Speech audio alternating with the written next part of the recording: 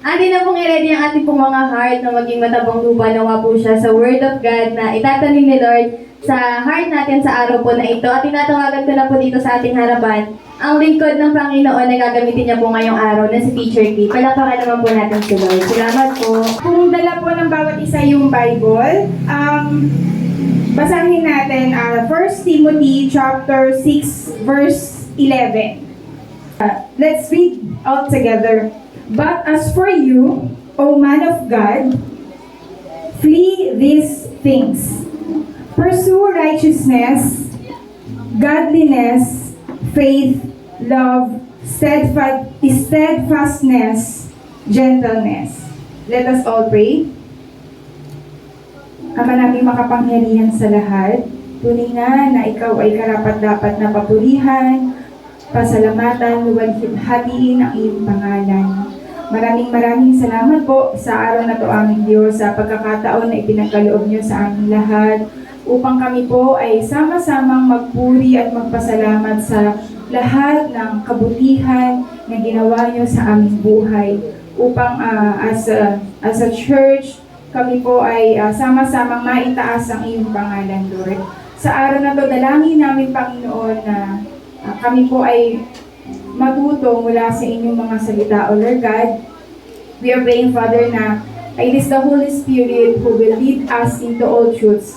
We would like to thank Jesus Christ sa ginawa po ng aming Panginoon para sa aming lahat na nandito, sa kanyang buhay na inalay niya sa amin habang gayong kami ay natuturing na iyong mga kaaway, Panginoon, gayong kami ay natuturing na marumi, Panginoon, gayong kami natuturing na makasalanan. Salamat po na ikaw ay namatay para sa amin upang kami po ay magkaroon ng kapatawaran sa aming mga kasalanan, upang magkaroon kami ng opportunity, Panginoon, na mabuhay with the righteousness of God, na maging tama po, to be justified and to be sanctified by faith.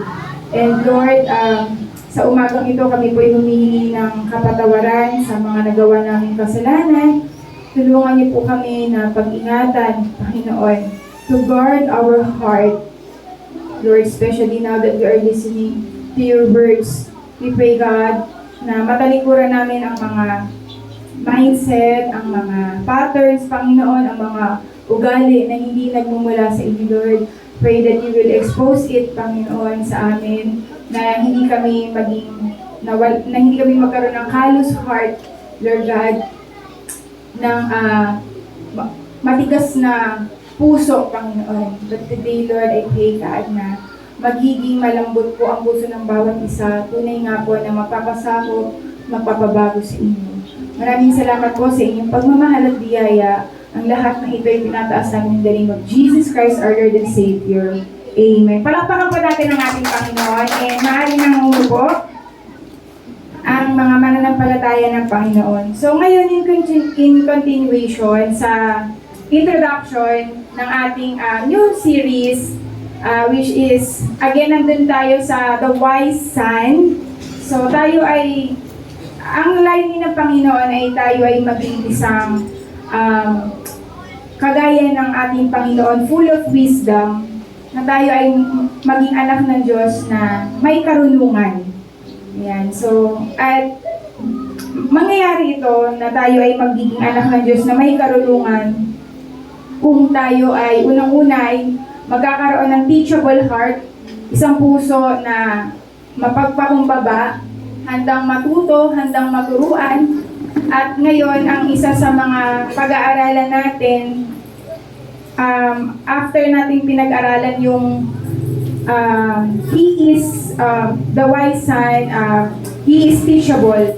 Ang next nating pag-aaralan is yung katuwiran o yung pagiging matuwid.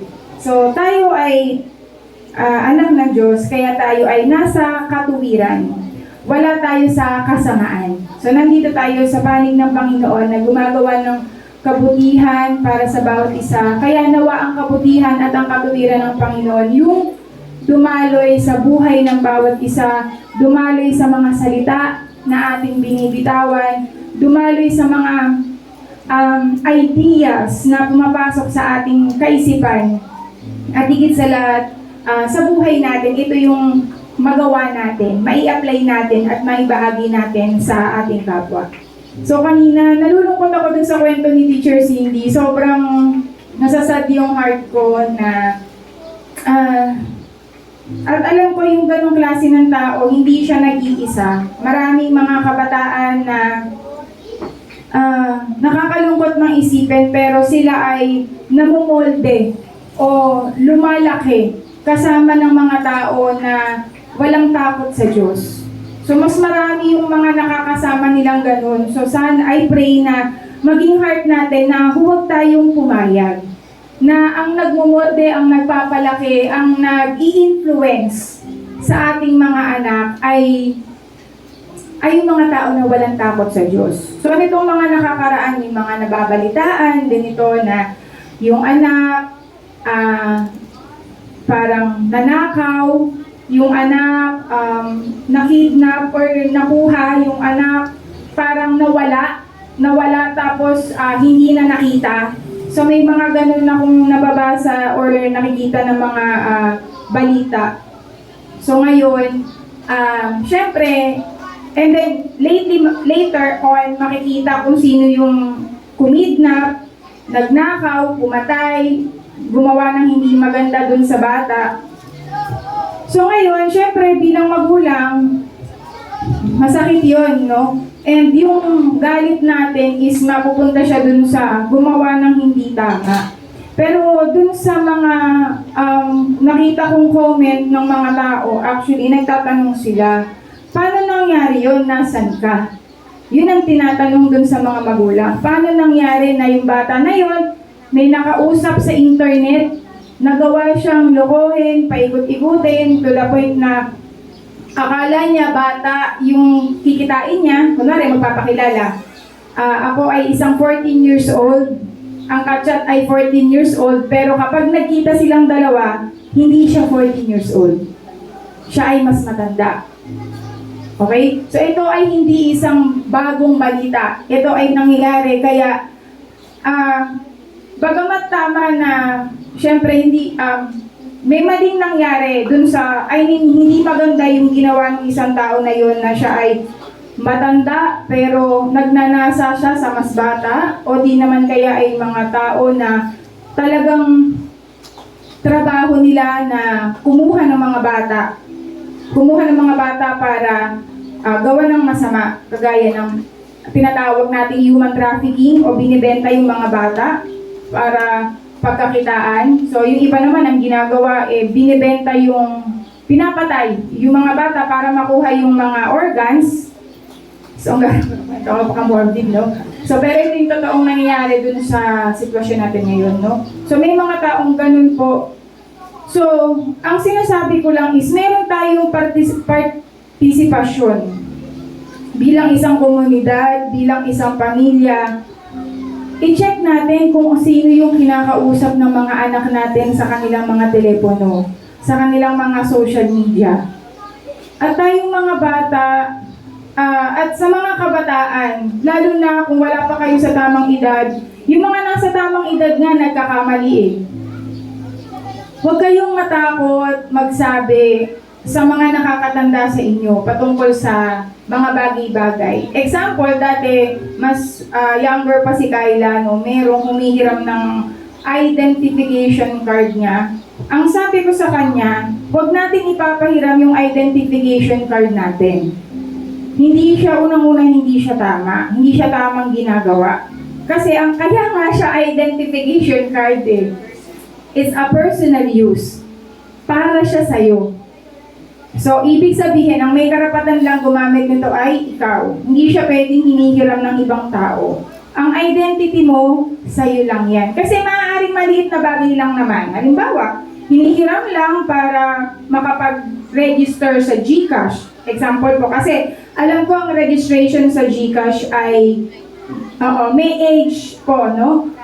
So, ngayon, parang wala namang masamang mangyayari, di ba? Kasi kinuha lang naman para makaregister, pero kumbaga akin pa din naman yon.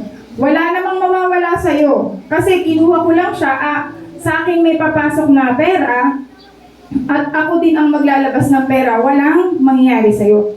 Pero hindi ganun nag-work ang mundo. Pwedeng magamit yung GCash mo at ma-link ka sa masasamang tao. Hindi ko sinasabing yung mga nanghihiram sa atin ay may ganoon, pero hindi natin masasabi ang pagkakataon. So parang sa maliit na request na yon, parang wala namang masama, pero meron. Kasi pinahiram mo sa kanya, hindi sa kanya yun. Ibig sabihin, pumapasok ka sa isang sitwasyon na mayroong kasamang deceit, panlilinlang, kasinungalingan, at hindi katotohanan. So nakikita niyo ba yung picture na parang maliit lang siya na bagay, pero in reality, pumapasok tayo sa isang bagay na hindi na pala siya matuwid. Kaya sa mga kabataan, sa mga sabihin na natin hindi ka pa talaga sanay magdesisyon, huwag kayong mahiyang lumapit, lalo na sa mga leader natin sa church, no? So, yung mga sitwasyon kasi maaaring kahit na nga may edad, minsan kami, nagsasabi pa kami. Kaya by the way po, lahat po ng mga nangyayari sa church, at mga desisyon sa church, kahit po yung maliliit na bagay kagaya ng pagpapahiram ng upuan or ng kahit ano, ito po ay pinag-uusapan ng mga leaders. So, yung mga leaders po, hindi si Teacher Cindy lang siya lang yung spokesperson namin. Pero ngayon busy na din siya. Pero kadalasan, kasi that time, mas marami siyang time sa amin. So siya lang, or siya yung mas madalas sa social media. Siya lang talaga yung nagsasabi na pwede at hindi pwede. Pero lahat ng nandito ay parang pinag-uusapan siya. At kaya po siya nagbobotohan kami na ganito po yung gagawin or ganito. So, isang magandang practice din yan sa life natin na humingi tayo ng patnubay sa mga mas nakakatanda, mas nakakalaman, kahit mas bata. Kami, nagtatanong kami dun sa mga bata kasi sila naman naiintindihan nila yung sa side ng youth. So, yun lang yung aking masasabi patungkol sa bagay mo. So, dun sa next slide natin. Ayan. So, ngayon, ang pag-aaralan natin is yung kailangan bilang isang lingkod ng Panginoon, bilang isang tao na kinatawan ng Panginoon, ambassador ng Panginoon, bilang isang Kristiyano, ang dapat nating pinupursue, sabihin nyo nga pursue. Okay, so ibig sabihin ito yung hinahabol mo. You are chasing after this, ito yung pangarap mo, ito yung goal mo. Ibig sabihin lahat ng ginagawa mo, ito kasi yung ending na gusto mong mangyari. Ang gusto mong mangyari sa lahat ng desisyon na pangangatawanan mo sa buhay mo ay katuwiran ng Diyos. Hindi katuwiran ng tao or ng pattern ng mundo natin or ng lipunan, pero yung katuwiran ng Diyos. Yun yung sinasabi natin. Ito nga yung pinag-usapan natin. So, okay, next slide tayo. Dalawa kasi yung chapter na halos parehas kasi sila pag tinignan natin, kaya kinumbine ko na silang dalawa. So, yung parang pinakapag-aaralan natin, 1 Timothy chapter 6 verse 11 and 2 Timothy chapter 2 verse 22. I pray na mas maiintindihan nyo sila pag binasa nyo yung buong book, yung Timothy 1 and Timothy 2. Actually, maiksi lang siya. Konti lang yung mga chapter niya, and na-mention na rin siya ni Teacher Cindy dun sa kanyang series nung nakaraan. I think 2 months ago. Ayan, so next slide natin. Recap lang tayo sa nakaraan sa 2 Corinthians chapter 5 verse 21. So last time kasi is as an introduction dun sa ating series na He is Righteous. So pinag-aralan natin yung divine exchange kasi dito nagsisimula lahat. Dito nagsimula sa cross. Yung ating pagkakaroon ng pagkakataon na by faith to become the righteousness of God. Dito siya galing, dito siya nagmula. Nagsimula siya sa ating Panginoong Hesukristo who died on the cross. So ito yung pinag-aralan natin last time. So the cross reminds us of what Christ endured for us. So yung titingin lang tayo lagi sa finished work ng ating Panginoong Jesus.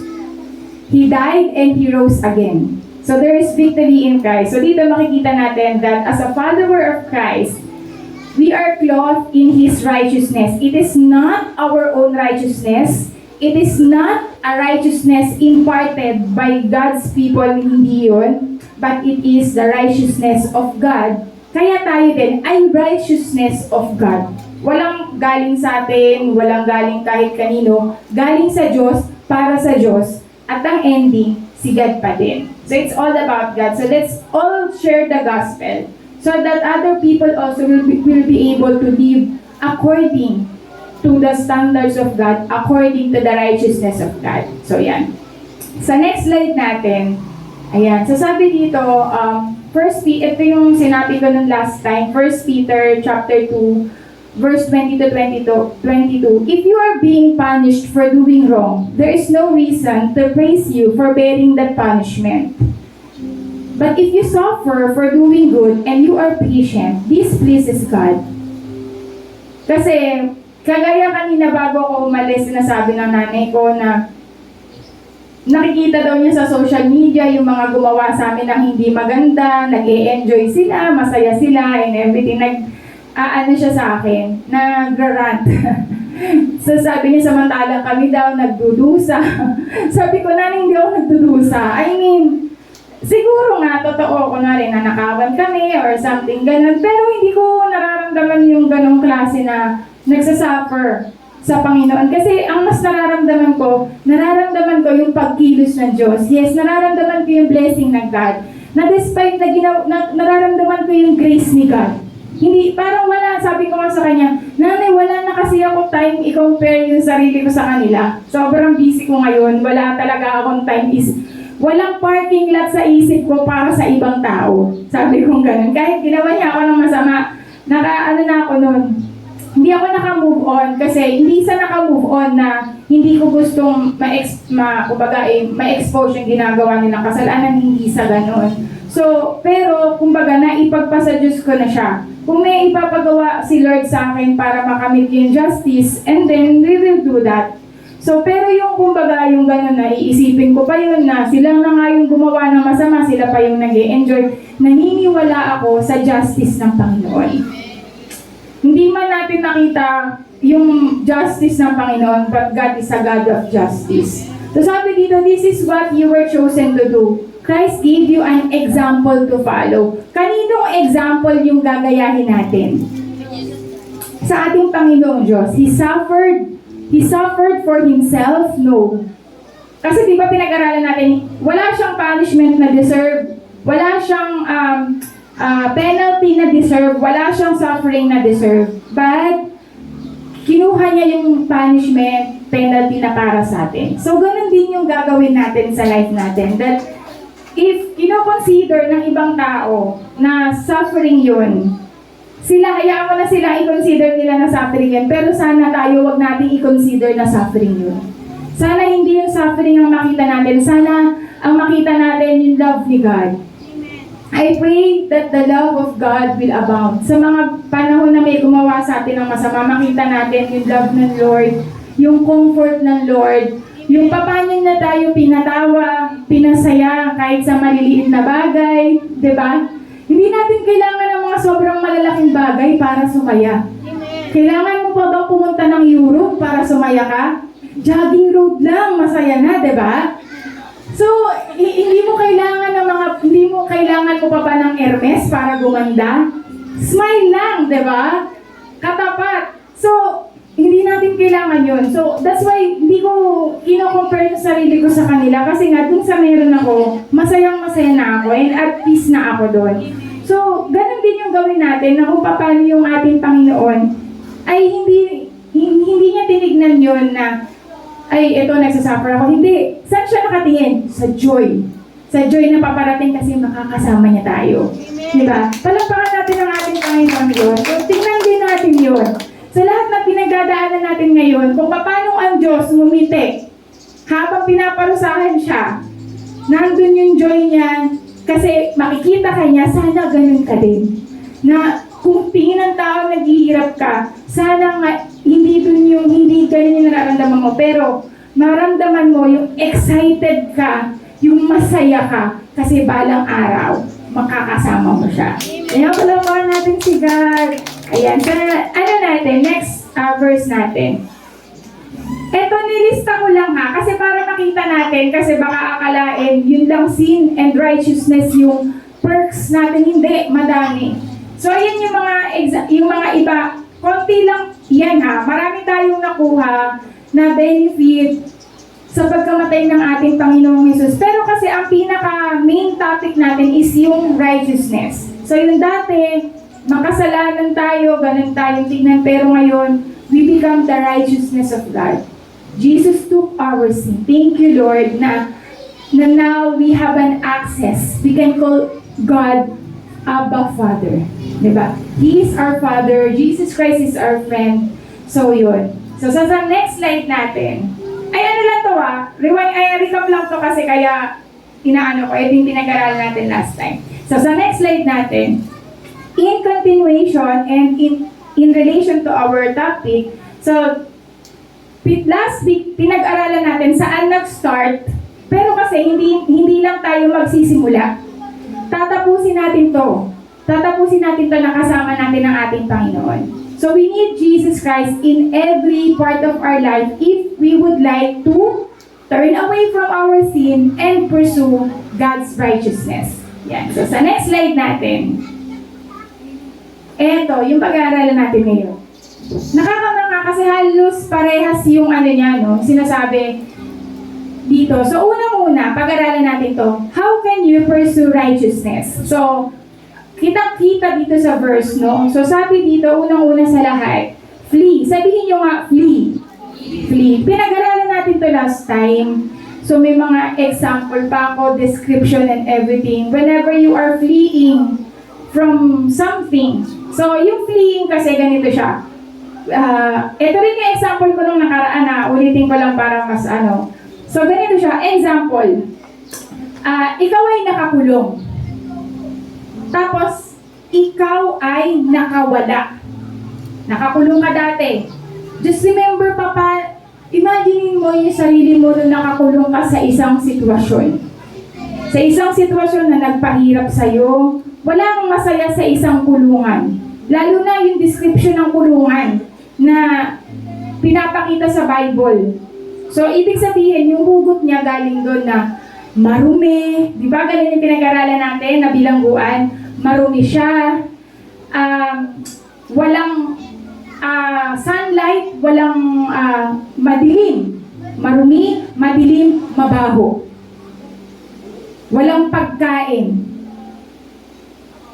So, remind yourself of a situation kung saan nakulong or natrap ka in the past at walang masaya doon. At tandaan mo, kaya yun nangyari because of sin. Sabihin mo nga, sin. Kasalanan.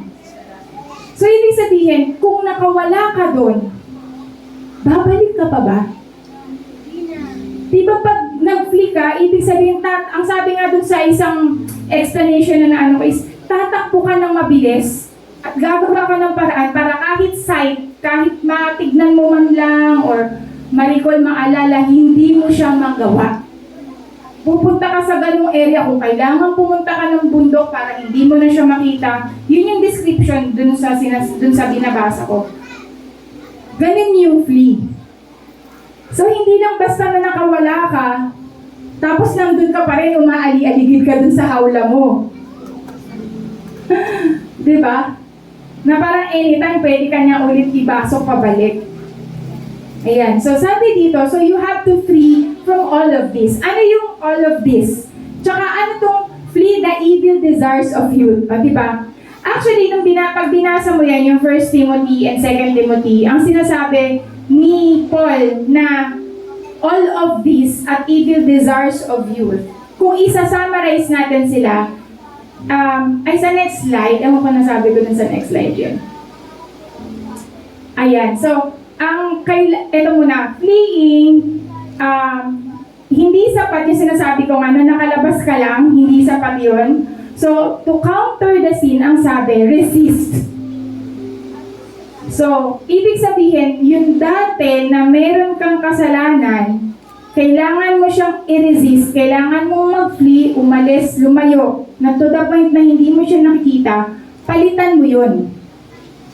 So kung dati, ang kasalanan mo is, ang gustong-gusto mong ginagawa is magnakaw, mangupit, kumuha ng something, palitan mo siya. Magpaturo ka sa Panginoon how to be generous. Kasi mahilig kang manguhe. So, yun yung sinasabi dito dun sa isang explanation. Yan. So, sa next slide natin. Mamaya kasi may mga example pa naman tayo. Ayan. Ito, yung sinasabi doon na kailangan natin na mag-flee tayo or mag-resist tayo or umalis tayo. So, sabihin nyo nga, greed. Ano ba yung greed? Kasakiman, gahaman, o diba? Ito, false teaching. False teaching. False teaching is any teaching that is not aligned sa Word of God. Simple. Pag hindi siya align sa salita ng Diyos, mali na yun. Ganun lang siya. Kaya, that's why, paano mo malalaman kung ano yung counterfeit o kung ano yung fake? Dapat alam mo kung ano ang katotohanan. Amen. Diba? Dapat alam mo kung ano yung totoo. And then, lastly is the love of money. So, yung mapagmahal sa resources. So, ganun. Pera. So, bigyan ko kayo ng mga example dito patungkol sa panlalamang yun. So, sabi dito, ito, yung greed, ito yung mga example niya, ito. Titignan natin yung sarili natin if meron tayong ganon. So, ito, meron ka bang puso na gusto mo lagi kang nakakalamang? Okay? Gusto mo nang lalamang ka sa oras, sa pera, sa resources. Ayan. So, gusto mo kumukuha ka ng marami. Kahit na hindi naman siya, kahit kasya naman yung meron ka, or kapag sobra sa it doesn't mean na kukuha ka sa ibang tao, hindi lang ganun yun.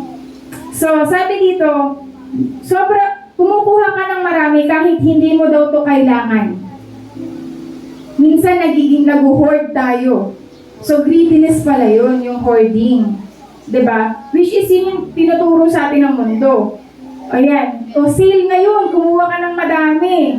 Pero in the end, hindi mo siya magagamit, ma-expire lang siya. So, ganun. So, ito, meron kang thoughts lagi na feeling mo lagi kang mauubusan. At pag naubusan ka, feeling mo, mali yun. This is wrong. Gusto lang daw mag-prepare. Yan, masakit. May backup. Ganyan. May backup tayo. So, ibig sabihin, meron kang thought na lagi kang nauubusan. Alam mo, kapag may tiwala ka sa Panginoon, magtitiwala ka na kung ano yung blessing para sa ng Panginoon, makukuha mo siya ng buong buo. Amen. Kahit na yung mga, halimbawa, yung sitwasyon natin sa life, parang hindi ganun yung sinasabi, na parang feeling mo na pag-iwanan ka na, so feeling mo sila nakarami na sa'yo, bakit sila ang dami na, pero hindi. Pag blessing mo, buong buo yung mapupunta sa'yo. So yun, kahit na harangan pa ng lahat dito sa universe yan. So kahit anong mangyari, kahit anong sibat, no weapon of the enemy.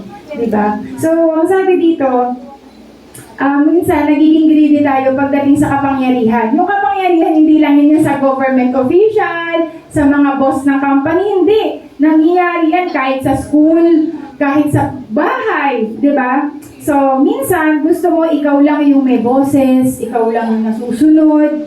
Hindi mo binibigyan ng pagkakataon yung ibang tao na makapag-explain or makapagturo sa'yo or marinig yung side nila na baka tama din naman pala. So, sabi dito, ayaw mo rin na nagbabahagi ka. So, may mga ganun tayo, no? Minsan, hindi lang yan sa pera or material, even sa love or attention. Time mo, time ng malapit sa'yo. Ayan, so ayaw mo. So, eto, nandun ka sa side na lagi kang humihingi ng pabor. Pero ayaw mo na ikaw yung nagagambala. Pag ikaw yung magagambala, ayaw mo yan. Pero pag ikaw yung humihingi, entitled ka. So, yun. So, sabi dito, minsan nagiging greedy naman tayo in terms of credit.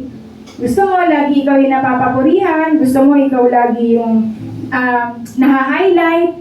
Ayan. So, minsan ganun yung heart natin. So, ito lang yung mga ilang example. So, tayo, tingnan natin yung heart natin. Ano ba yung mga bagay na parang nagmamalabis tayo? So, hindi siya naaayon sa kalooban ng ating Panginoon kasi hindi nais ng Diyos. Kaya nga tayo binibigyan ng Diyos ng kasapatan.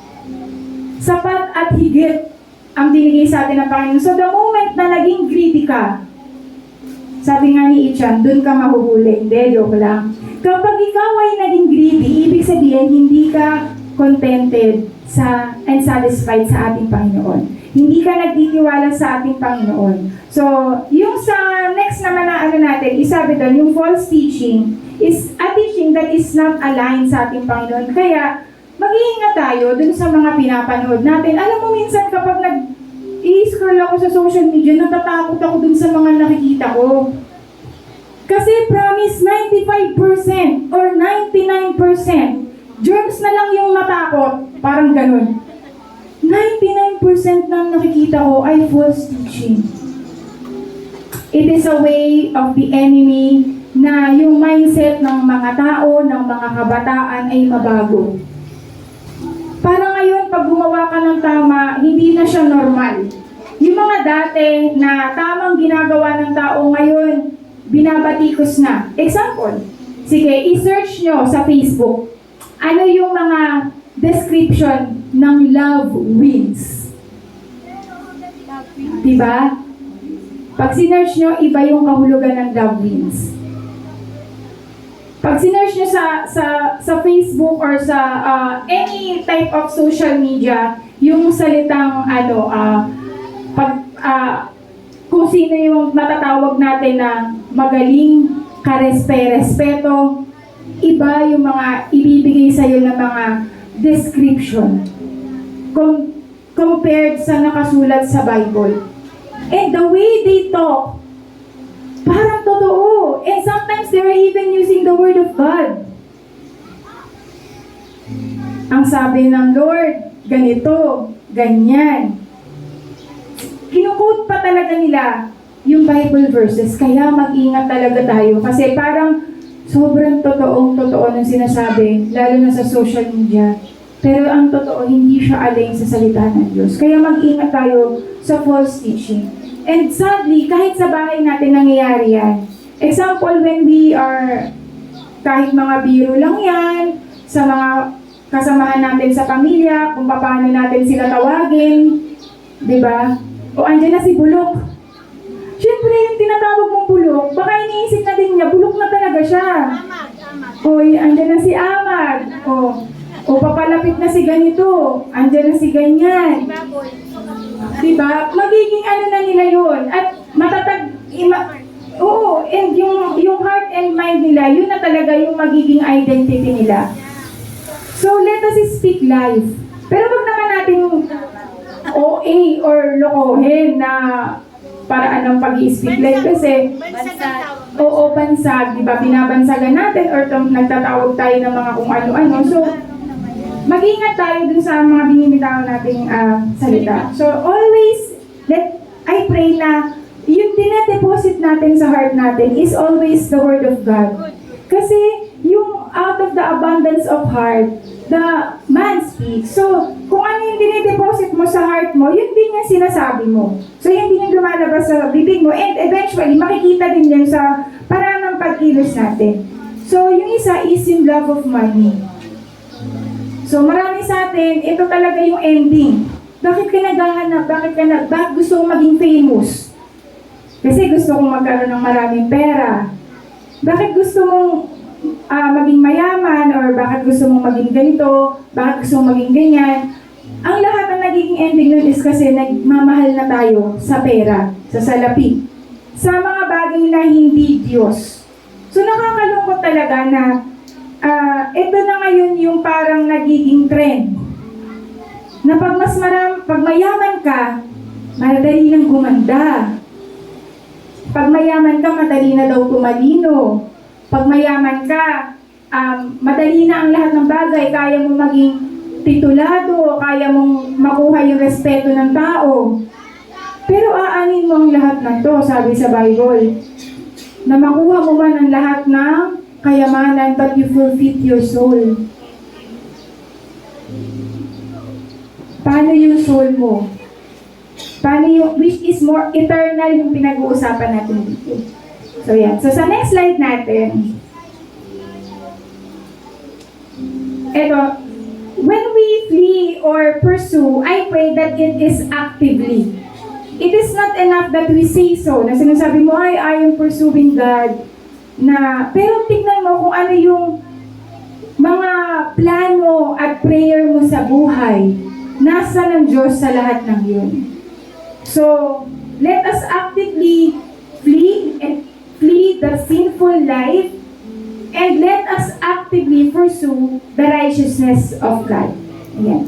So, sa next slide natin, to pursue righteousness requires denying oneself and giving up your own desires and demands. Kasi di ba kanina sabi natin, papalitan nga natin eh. So dati, ang nakalagay sa heart mo, mga pansarili mo, selfish desires, demands, goals, and dream. So ngayon, you have to deny that. Kasi kailangan mo siyang palitan ng mga bagay na galing sa Diyos. Mga pangarap na galing sa Diyos, mga plan na galing sa Diyos. So you have to deny yourself and take up the cross. So why? Kasi kailangan mo ding mag-crucify kasama ng ating Panginoong Diyos.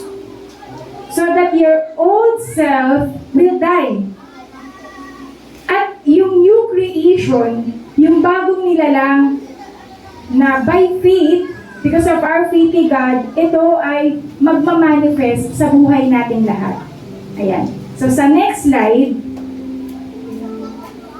the old man must be crucified. Yung old man, sa totoo lang, yung dating ikaw, ang gusto mo, magsalita ng masama, ang gusto mo, gumante, ang gusto mo, kumain ng kumain. Diba? Kahit hindi ka naman gutom, sige lang, kain, cravings ko to, deserve ko to. Ang gusto mo, manood ng manood. Or ang gusto mo, magtrabaho ng magtrabaho, ayaw mo nang magpahinga. Ang gusto mo, kasama mo, barkada, kaysa pamilya. Diba? So, there are a lot of things na gusto natin, but it has to die. Kasi hanggat hindi nawawala yung dating ikaw, hanggat hindi mo yung sinasama sa ating Panginoon, hanggat hindi mo yung sinusurrender, hindi mo mapupursue yung righteousness ng ating Panginoong Diyos. Kasi hanggat hindi mo yung sinusurrender kay God, kahit sabihin mo, ay hindi, tinalikuran ko na yan, ibabalik at ibabalik yan sa'yo ng kaaway. Gagawa siya ng paraan para mabalikan mo yung dating ikaw. At nakakalungkot kapag nagtagumpay siya. Kasi napakahirap bumalik. Sobra. Alam ko marami sa atin na naka-experience na napakahirap bumalik sa rhythm kung tinatawag. Lalo na pag on fire ka, tapos bigla kang pinunching bag. May inano ka na, sinunto ka na, may punch na, may uppercut pa. Diba? Yung talagang pupuwal ka na, tutumba ka na, bibilangan ka na, diba? Diba? Natututo ako sa asawa ko, boxing na. Napakahirap tumayo. Kaya nga ang sinasabi, tayuan mo lang. Tindigan mo siya, kailangan mo mag-stand firm. Sabihin nyo nga, stand firm.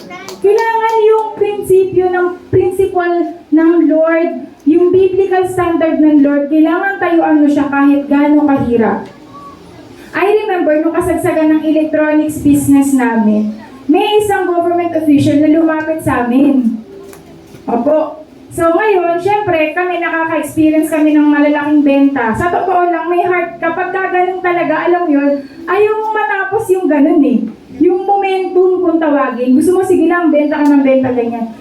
Nakaka-excite talaga, pero nung pinagpipray ko siya, hindi ako talaga komportable na negotiate.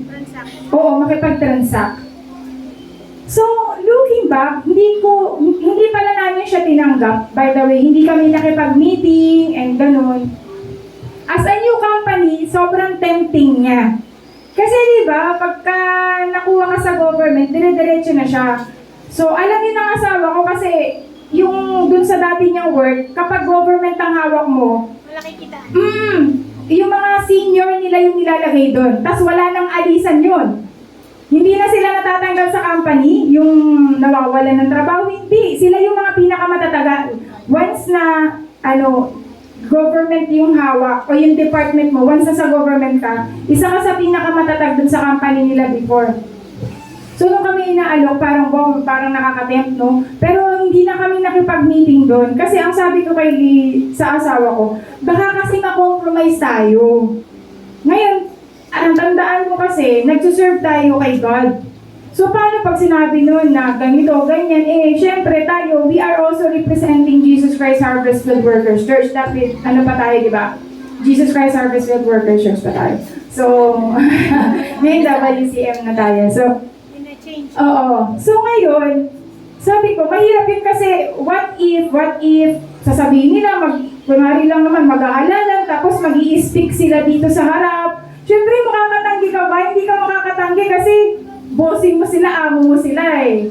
So, sabi ko, mahirap yun kasi in the long run, baka makompromise tayo, makompromise yung faith natin. So, sayang naman yung milyon, kasi milyonan talaga yung usapan kita dito.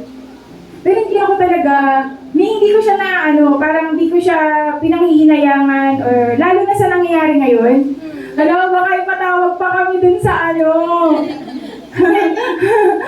by the way, ang pinapaano sa amin that time is yung mga, sa firefighting, yung mga, anong tawag doon? Oo, tapos mga battery ng parang generator, gano'n. So, malaki talaga siya, malaki siyang, Project. Oo, proyekto. Kasi halos lahat ng building meron nun. And ang proyekto talaga na yun, kasi dati may nahawakan kami na Coliseum.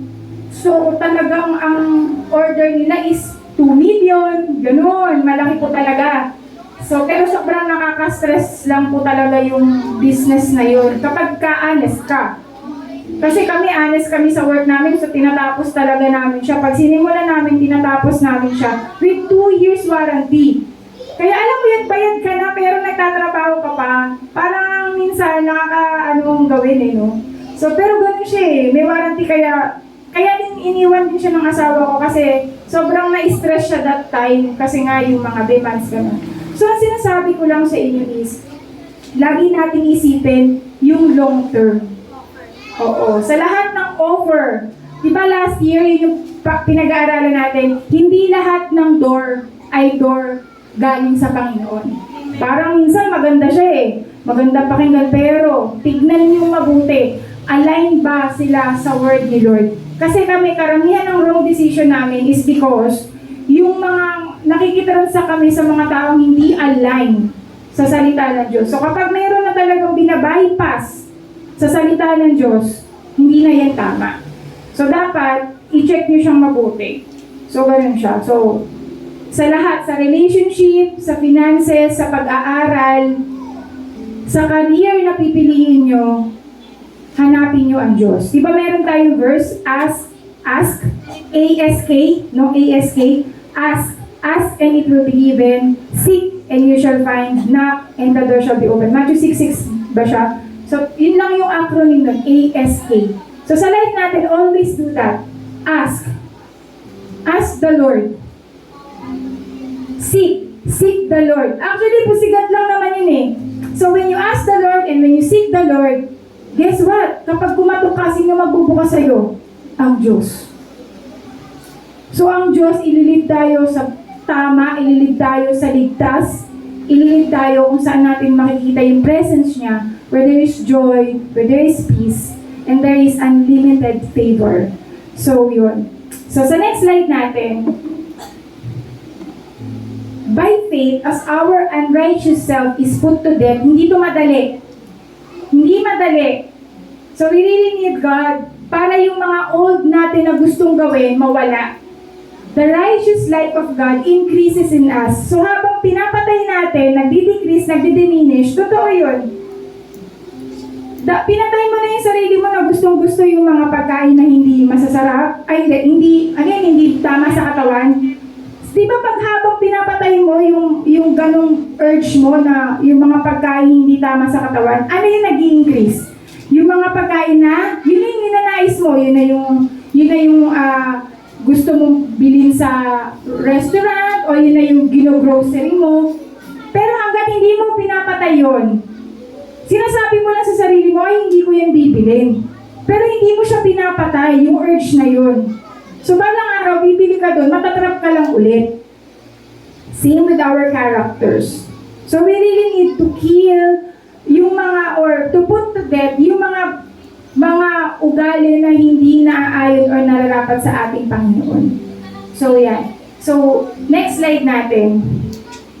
It requires complete devotion, surrender, and obedience to God because God is the source of true righteousness. So para maging righteous tayo, kailangan natin kumonek sa source, and that is God. So si God, if God is giving us complete, we must also give our completeness sa ating Panginoon. So alam mo, minsan, yung magagandang intention, dyan nagtatago eh. Pero, akala natin maganda yung intention natin, at akala natin magiging maganda yung ending niya. Pero, doon sa gitna nun, wala doon ng Diyos. So, may example ako sa life namin, nung grade 6 ako, graduate ako as valedictorian. Ewan ko ngayon kung may ganito pa po Pero, wala na. So that time, nung panahon namin, kapag valedictorian ka, kahit saan ka pumasok, free. So syempre, dahil sa naghahangad, ang totoo yan, ang gusto ng mga magulang ko is magandang edukasyon para sa akin. So ang pinili namin, Lako. Kasi malapit lang, lalakarin ganun, pero mahal yung tuition fee niya. So ngayon, dahil nga po ako ay valedictorian, free ako sa Lako. So libre. May scholarship ako sa Dalasal. Taray! Yaman! So, ganito. Ngayon, yung Lasal na scholarship ko, ang sabi nila, sa Prando Maglilasal, sabi ni Lasal, dahil free ka sa Lako, yung makukuha mo na pera, gamitin mo siya for your school. So, palagay na natin, magkano yung tuition fee ngayon ng high school, sa Asunta? Kasi parehas kami ng halos mga magkano? 30, ganun. Okay. So, ibig sabihin, etong si Lasal, binigyan ako ng 20K. Okay. Tapos libre ako sa Lako. Tapos naka-receive ako ng 20K kay Lasal. Diba? So, very ganda. Yaman. Ngayon, ganito ang nangyari. Una-una sa lahat, kanino yung 20K na yun? Sa akin. Para saan yung 20K na yun? Sabi nila Sal, para sa school. Tama po ba? So, ibig sabihin, yung 20K na yun, saan po siya dapat gastusin? Yun ang tamang gawin. Tama po ba? Can we all agree that that's the right thing to do? Ngayon, eto na. Yung una sa lahat, ang humawak ng pera na yung nanay ko. Nanay, sorry ko, bash kita konti lang. Ngayon, ganito siya. Yung 20K na yon na allotted for my school. But I appreciate my mom. First of all, before I, disclaimer, I appreciate my mom. I really appreciate your love for me and for our family. So because of my mom's love for me and my family, yung 20K na yun, ginamit ng nanay ko pambili ng mamahaling notebook. Nung hindi kami nakakaluwag-luwag sa buhay, nung wala yung 20K na yun, sapat na sa amin, yung may mukha ng artista. Okay, parang sa panahon ngayon, magkano na yung ganun? 20? Okay, 20 pesos. Sapat na yung may mukha ni Julina, may mukha ng Jimmy, sapat na yun. Pero dahil naka-receive ang nanay ko na 20, pumunta kami sa National Bookstore. At bumili kami ng Sterling. Diba? Okay, ito pa yung isang twist dyan. So okay naman kasi galing yun, parang, okay. And ginamit na yun for the whole children. Binili niya si Casey, binili niya si Cathy, ng ganon. And on top of that, because of her love for us, her children, dinala niya kami sa SM. Binili niya kami ng mga damit, pinakain niya kami sa masasarap, ganyan. Kasi at that time, naaawa siguro yung nanay ko sa amin. Kasi hindi kami nakakarating ng SM North. So ngayon, yung pera ko for the school is na-share niya siya sa buong family for wrong reason. Ang ending ng ganito, mga kapatid, no? Nung nag-aaral ako sa Lako, dahil hindi in-anticipate ng nanay ko na sa Lako pala ay maraming project na mga kakaiba, nagagastusan. Kahit pala libreng tuition fee ko, ang dami ko palang babayaran. Kagaya ng sa mga project, mga contribution, and everything. Hindi siya prepared dun.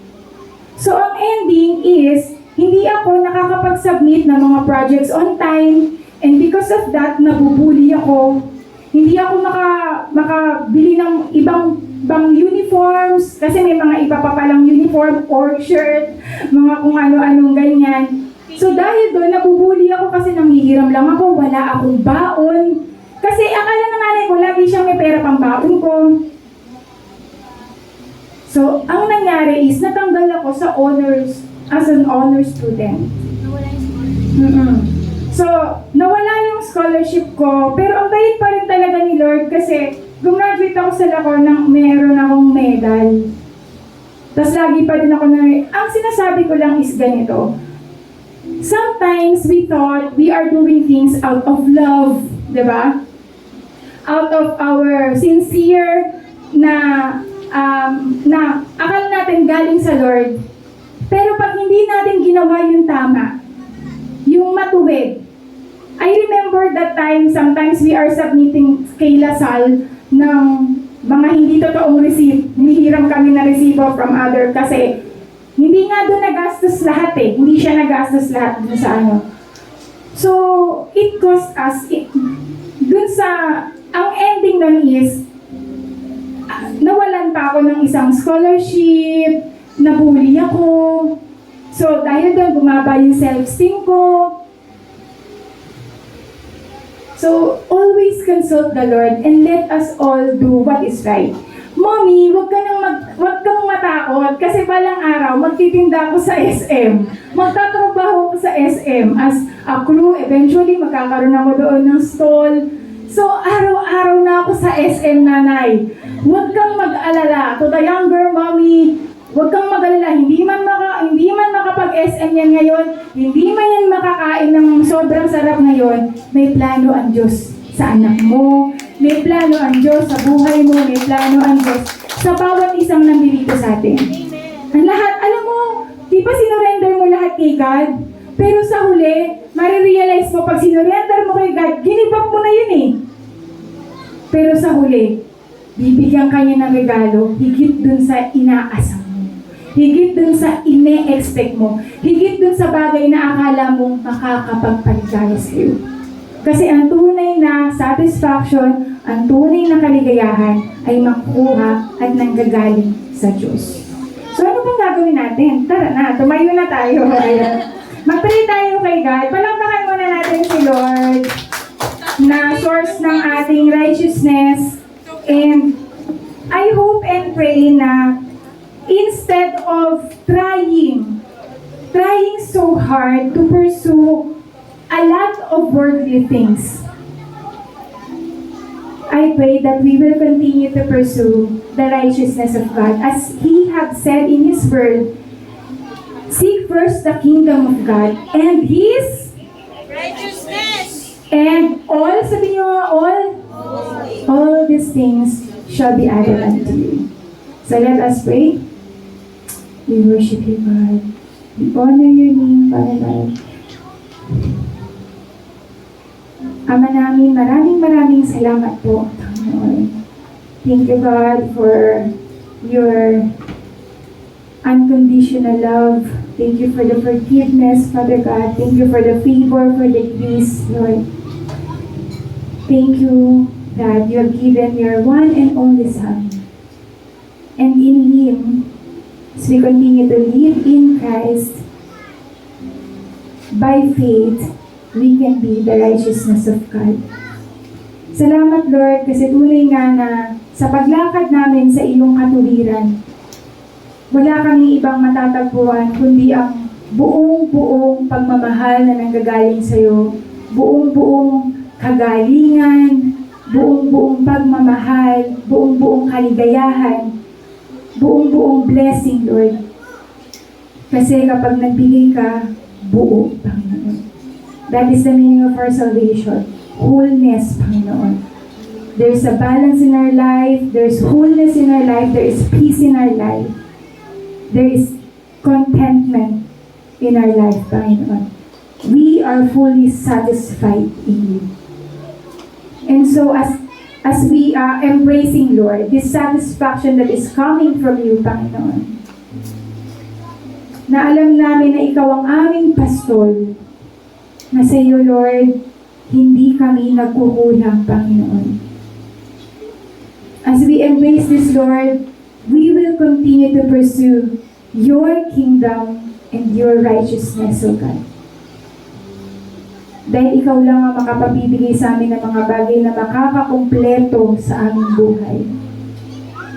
And right now, Lord, kung ang buhay man namin, ang buhay ng aming mga mahal sa buhay, ang buhay ng aming mga kaibigan, ang buhay ng aming mga kapatid sa pananampalataya, kung sa tingin man namin, tila, Lord, tila ang kanilang buhay ay nawasak, napunta sa hindi maganda. Lord, salamat kasi sa aming Panginoong Jesus, kami ay may pag-asa. May pag-asang mabuo, may pag-asang maging maligaya, may pag-asa na malakad sa katuwiran, Panginoon. Thank you because we have our hope in Christ. Thank you for being the God of our hope, the God of our comfort, Panginoon. And Lord, patuloy niyo nga po kaming baguhin, Lord, to become just like Jesus Christ, the image and likeness of our Lord Jesus Christ, to manifest His character, to manifest His power in our lives, Lord, not for our own glory, but for your glory, Panginoon. Na ikaw yung mag-glorify, ikaw yung maitaas, ikaw yung makilala. Patuloy niyo nga kaming itago, Lord, sa inyong likuran, na ikaw po talaga yung makita ng mga tao, Lord God. And Lord, use us as a vessel. Panginoon, gamitin niyo po kami bilang vessel of honor, Panginoon. As we go home, Lord, I pray na yung salita mo, Panginoon, ang magpakilo sa amin, O Lord God. Ang salita mong patuloy pa pong magpagaling sa amin. Ang salita mong patuloy pang mag-train sa amin into righteousness. Ang salita mo ang mag-rebuke sa amin, Panginoon.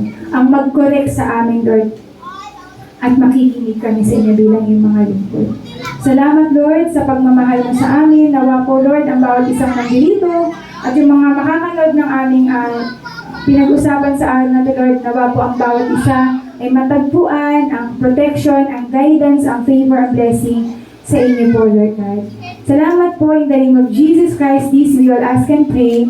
Amen. Palakpakan po natin ang ating Panginoon.